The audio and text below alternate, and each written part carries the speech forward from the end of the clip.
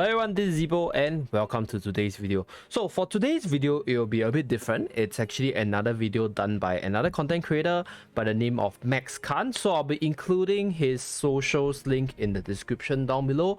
If you like this style of video, if you like his arena tier list, or if you like how the editing was done, do subscribe to his channel. He does a lot of arena streams. He's a very avid arena player for Guardian Tales. And today's video will be an arena tier list done by himself. And I think the tier list is pretty accurate. It also has a lot of good points in terms of team building as well as what units to look out for. So without further ado, let us start today's video. Hi guys, my name is Melon, a player for Asia 2, mainly playing Arena. Today I bring to you guys the Arena only tier list that will maybe help you guys understanding Arena more and maybe help you on your journey to climb the ranking. Before we get into this tier list, I want to point out that this tier list is made based on my experience from playing on Asia 2, sometime on Korea server, exchanging ideas with players from across the server, ranking from Diamond 1 to top 10. It might not be 100% accurate, but it is close enough so you can trust me, bro. Now let's get to the basic. Since there are only 3 slots to make up an arena team, there are 4 ways to make the team. First is 1 defensive buff with 2 offensive buff. This team is okay for free to play and good for spenders because this type of team has good stat checking power, while also okay with playing for Wobble skill. Most game will end before the Jang skill or by killing the enemy with Jang skill. For the second team is the 2 defensive buffs with 1 offensive buff. This team is good for both free to play and spenders because this type of team has good survivability to play for Wobble skill, while okay in stat checking in some situation. Most game will end by killing enemy with Jang skill or timeout. For the third team is 3 offensive buff. This team is not good for free to play but good for spenders. This type of team are mostly stat checking team and rely purely on winning by stats. Hardest team to play for Wobble skills cause no survivability. The fourth team is 3 defensive buff. This team is a bit interesting and okay for anyone to play. This type of team is switching between taking boxes, playing for Wobble skill and also stat check. You need to understand the game a little bit to play well. With all that said, let's get right into the tier list. For the rating, we will have the scores from Omnipotent tier to Melee tier. The first team I'm gonna show is the generic melee team. This team has 1 defensive buff and 2 offensive buff. Starting with the main lineup, we have Arena, Hannah, and variation for melee attack buff. Arena has a lot of damage in this comp. Her passive make her harder to beat Jang skill, and even if she gets Jang skill, she will gain 30% more defense to help her survive it. This make her very annoying to play against and she just hard counter any light unit. For Hannah, she has insane damage in this team. She has lower skill regen and a passive that makes her undying for 4 seconds, where she reach 0% HP plus a movement speed buff so she can both play for Wobble skill or stat check you and do a lot of damage even if you are an earth unit. This lineup is rated as Omnipotent tier because this team is good against most teams, including the mono team like Mono Fire, Mono Earth, Mono Light, and even Mono Dark if Hannah is not positioned to go against Arabella first. For Arena slot, you have variations like FV on S tier, Marina and Vishvac on A+, Lana and Noxia on A, and lastly Altma on Med tier. For Hannah slot, you can replace her by using auto melee buff to make a double melee attack team instead of crit and attack, but this will bring the whole team down to S+ tier. There is also Mayru on A tier but without benefiting from the melee buff. Mayru will be the weak link in the party. For slot 3, you have variations like Sohee and Eugene on A+ tier and Beth on A tier. The reason for this is having Sohee on the team will make you have 2 basic units, which is not very good to run into general teams. Meanwhile, Beth is a unit only worth playing if you know you have better stats than opponents.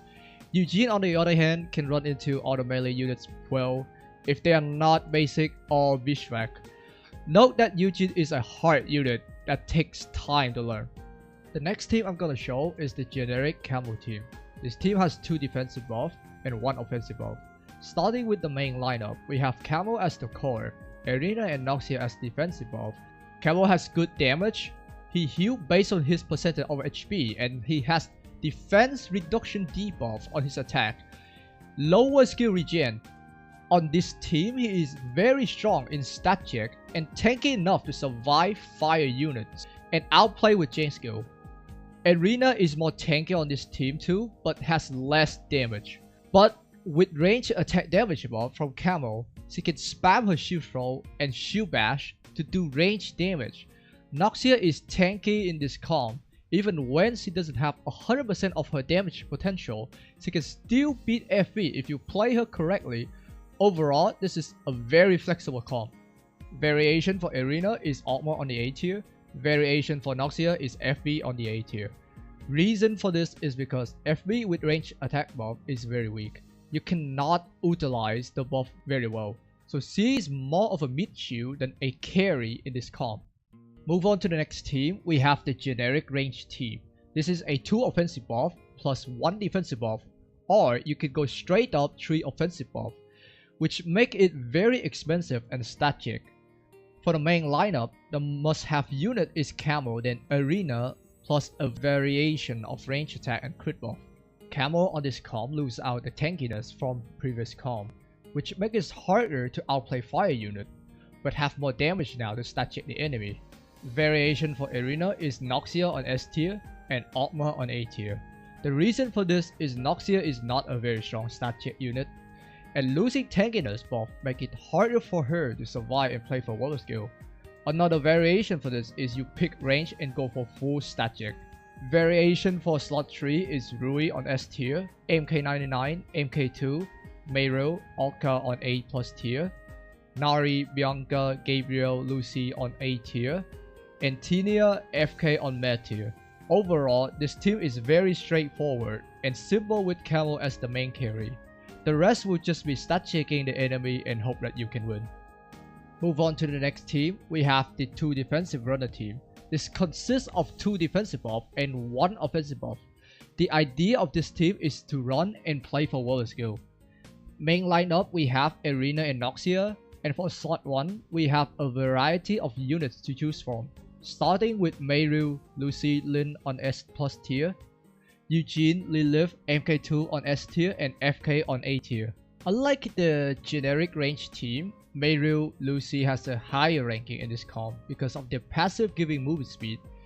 Utilizing the 2 defensive buff help them play for water skill way better, and after the buff, Lucy is now easier to play.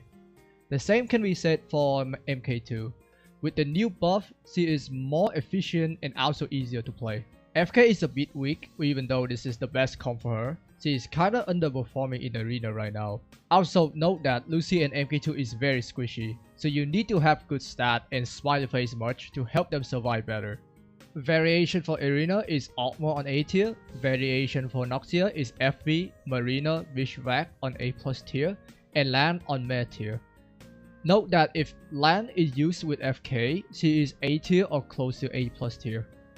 Move on to the next team, we have the 3 defensive team. This team is very simple as you put all defensive buff in one team. Main lineup is Arena, Noxia, and FB or Marina. Variation for Arena is Armor on A tier. This team requires a bit of understanding of the game so you know where to take boxes, trading damage with the enemy, and mainly play for water skill. Most of the time you won't have enough damage to kill with chain skill, so you might have to avoid being chain skill and win by timeout. Move on to the next team, we will have the Moto teams, Moto Dark, Moto Light, and Moto Fire. Note that Moto team require a lot of resources to play because their weakness is 1 unit from the element that countered them. The good thing for this is with the 50% element damage buff plus the 50% melee or range damage buff, it gives a 225% of total damage buff instead of your usual 200% damage buff. Moto Dark is a 2 defensive buff plus 1 offensive buff. On this team, Noxia unleashed her true potential with Dark damage buff, taking her to Omnipotent tier. Moto Dark's strength is run and play for water skill mainly, and Arabella with movement speed buff is very good for this. Note that this comp requires a lot of stats, smiley face much, matte panel or of necklace on Arabella because she is very squishy and a bit hard to play. Monolight consists of 1 defensive buff and 2 offensive buff. On this team, FB and Eugene unleash their damage potential with light damage buff, taking FB to S+ tier. Monolight's strength is run and play for weapon skill with the exception of FB that can play for weapon skill or stat checking. Note that this comp is hard countered by Arena and only play this comp for fun because Lapis is the hardest to play and not very strong. Modifier consists of 1 defensive buff plus 2 offensive buff. On this team, Vishvac gives extra 50% HP for fire and the whole team damage is unleashed with fire damage buff. Modifier strength is stat checking and play for weapon skill. Vishvac and Skintilia have dashing mechanics to chase or run away, dodging weapon skill, while Plitwise is a hit or miss unit that pray to RNG Jesus to win games. Note that this comp is hard countered by Hannah. Against Camo, if you don't play carefully, you can still lose to him. Next, we have Mono Earth and Mono Basic. We won't be seeing Mono Water today because I feel like Mono Water is very weak right now and I don't have enough information to rate it. But if you have the will, the skill, and the build, you can make Mono Water works. Mono Earth consists of 3 offensive buffs. The power of Mono Earth is just pressing a button and hope you can win the game. Worry not because Louis is the king of dogfighting and Camo do insane damage in this comp. Meru after the buff can also do a lot of damage too. Note that this comp is very expensive because you need lot of stats to stat check people or kill the runners. Mono Basic consists of 1 defensive buff and 2 offensive buff. The power of Mono Basic is stat checking. Arena and Kana can play for weapon skill. Note that this is hard countered by Noxier, Lilith or Beth, and because of this, Arena is brought down from Omnipotent tier since there is no one to back up her weakness. For the final comp, we have the unusual Yuzi comp. This comp consists of 2 offensive buff and 1 defensive buff. The core of this comp is Yuzi for weapon skill regen buff. You run and play for weapon skill and sometimes dogfight if your position counter the enemy. In this comp, Lan has weapon skill regen and melee attack buff, so she can regen weapon skill faster and do a lot of damage on chain skill, taking her to S tier. That's it for the video. I would like to thank my friends for helping me making this tier list, and also thanks to Zebu for featuring this video on your channel. After this guide and tier list, I hope that new players can understand the arena better, climb the ranking easier, and most importantly, having fun in arena. That's all and peace out.